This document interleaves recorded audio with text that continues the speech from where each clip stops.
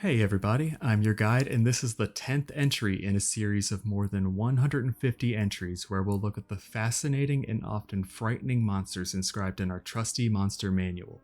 In each entry, we'll cover what's in the manual, but also other interesting tidbits I found in my travels.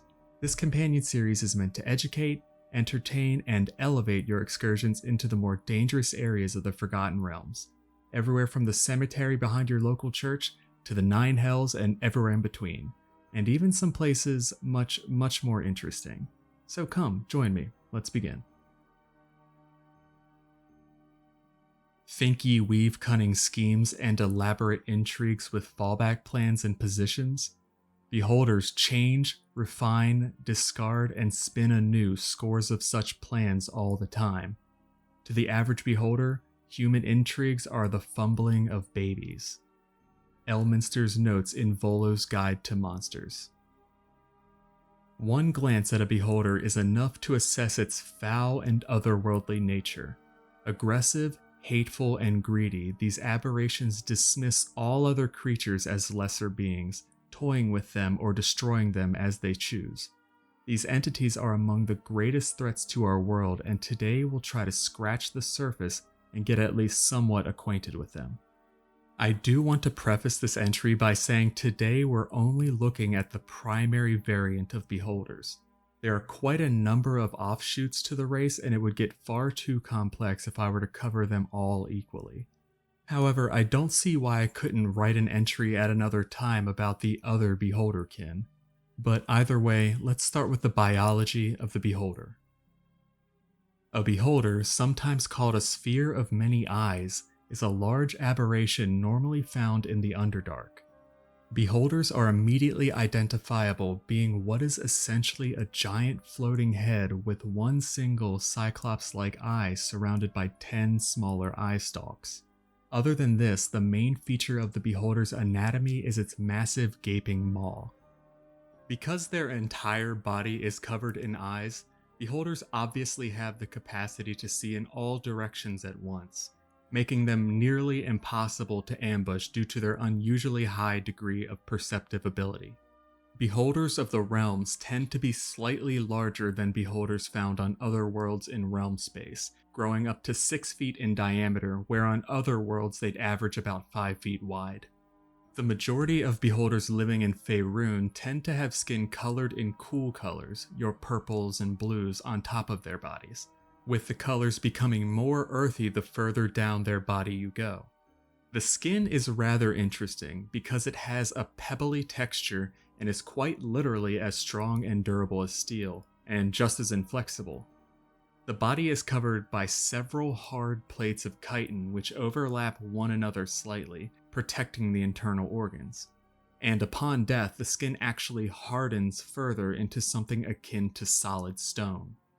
Beholder bones are incredibly porous and lightweight in a way that's visually indistinguishable from their skin, but comparatively weaker, almost having the strength and durability of iron. And unlike the skin upon death, the skeletal structure becomes incredibly brittle. In general, their eye stalks are usually rather flexible, but of course this varies among individuals and could instead be jointed stalks covered in their tough skin, or even segmented stalks similar to the bodies of earthworms. A beholder's mouth is visually similar to a humanoid's, but on a much larger scale, and I'd say quite a bit more terrifying. Containing soft palates, a muscular tongue, and a row of upper and lower teeth lining a hinged jaw. Said teeth are long and thin, however, more designed for ripping and tearing as opposed to chewing. And internally, unlike a humanoid heart that pumps blood around the body, beholders have a central blood sac that pushes blood into the beholder's blood vessels, then pulls the blood back into the sac. And their brain is actually rather similar in appearance to that of a humanoid, but wider.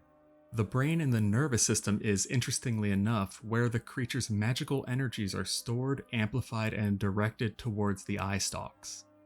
The beholder's eyes are rather remarkable things, hard, solid balls that draw in both light through the pupil and magical energy through the iris, which consists of some sort of translucent crystal.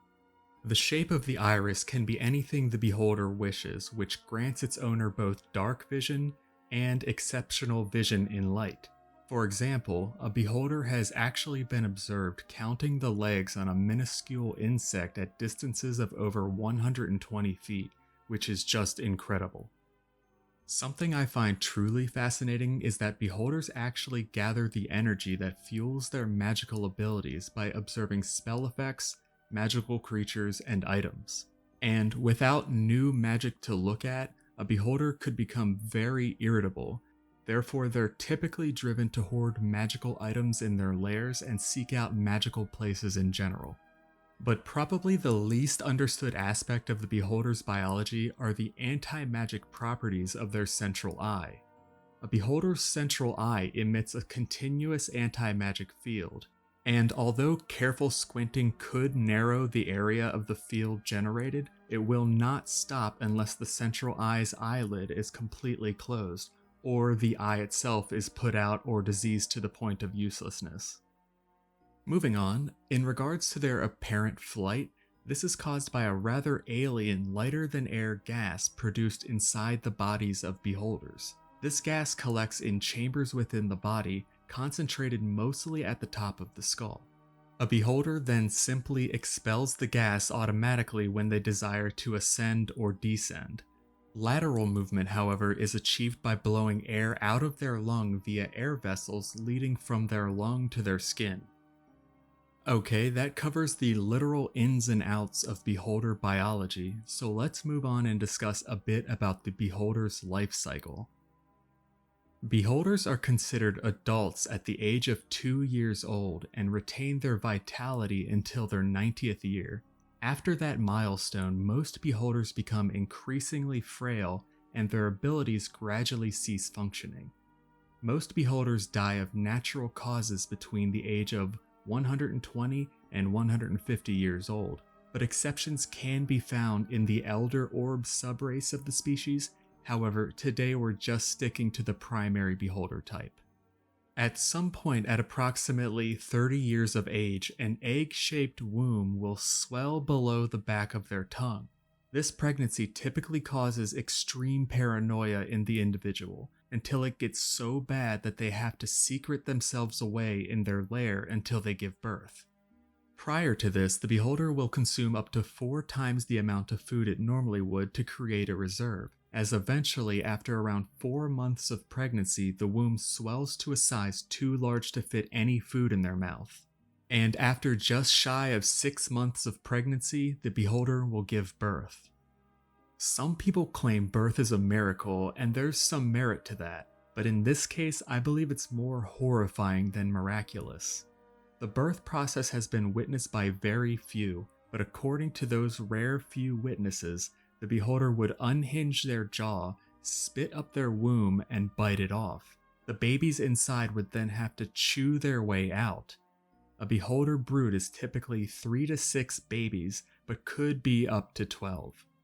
Newborns are birthed with the ability to levitate, possess strong racial memories, and an inherent ability to speak the beholder language, which is called quevquel. Something to note, though, is that their eye powers do develop a bit later in life.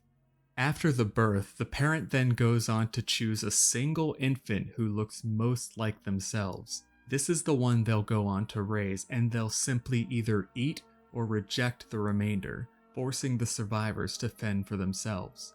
And unsurprisingly, when the child the parent chooses to rear grows into adulthood, they'll typically reject their parent and simply leave them and set out on their own. But speaking of birth, I simply have to relay this bit of lore to you adventurers. Occasionally, a beholder, while sleeping, will warp reality with its subconscious mind and spawn a fully grown beholder out of nothing right there on the spot. And if it was dreaming of itself, which isn't exactly rare for beholders, it may have just created an exact duplicate of itself. Okay, so now that we've gone over the beholder biology, I just want to touch on the personality of these aberrations, and I'll just say it's probably not going to be very surprising. These creatures are incredibly xenophobic and vicious. They're quick to attack simply anyone or anything they deem not like them. Beholders, as a rule, are violent and greedy, hungering for both wealth and power over others. This is made all the more complicated since more than one variety of beholder exists, each believing itself to be the pinnacle of bodily perfection, and viewing other beholders as loathsome enemies and inferior. Also of note, beholder minds are divided into two separate entities. Each of these entities think and act of their own accord even though they're bound to the same body as the other half. Neither half of the beholder's mind trusts the other, which leads to an incredibly paranoid relationship. So yeah, as I said, not exactly the most surprising thing to learn, but I wanted to include it in an attempt to be thorough. But let's keep moving and take a look at the combat aspects of the beholder, which are surprisingly rather straightforward for such strange creatures. So, beholders are not particularly physically strong, but instead are inherently magical creatures, with each of their eyes possessing an innately magical nature. Beholders, who often attack for seemingly no reason, will often try to end a battle as quickly as possible by unleashing their terrifying abilities all at once. And among the most basic of these attacks is their ability to project magical power from their eye stalks. The form of these attacks vary from eye to eye, but they range from instilling fear, charming, knocking out, petrifying, disintegrating, slowing, or just outright killing their enemies. Many, but not all, beholders also have the capacity to use their central eye to project a field of anti-magic, which cancels the effects of all supernatural abilities within a small cone of 150 feet. The beholder, being a rather intelligent creature, will almost always be aware of which adventurer is able to cast spells, and will turn to focus that particular person. However, a useful tidbit here would be to note that this cone also applies to their own eye rays. So if one of the rays passes through the anti-magic field, it'll be instantly suppressed. And if this happens, you simply only have to deal with their massive toothy maw, which might be a small bit more manageable. Okay, so now we've managed to cover the beholder's biology, life cycle, personality, and combat abilities. Normally I would go on to discuss their society, but the truth is there really isn't much to speak of. Not that the sages are aware of, at least not on Faerun. Beholders are, as I mentioned, incredibly xenophobic. Combining this with their paranoid nature and strong independence creates a species of creatures that is almost tailor-made to spurn societies as a concept.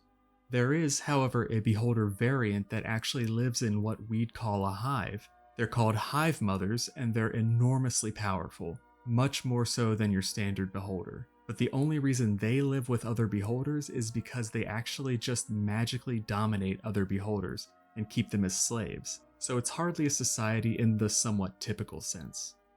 At any rate, I really hope that all of you found at least one thing in this entry interesting, if not the whole thing. Beholders are absolutely incredible creatures, as most things that appear to originate from the far realm tend to be. I think I want to eventually write an entry that briefly discusses each beholderkin and other variants. In fact, I think I'll start penning that one right after this. So this is your guide signing out. Be safe, take care, and happy trails.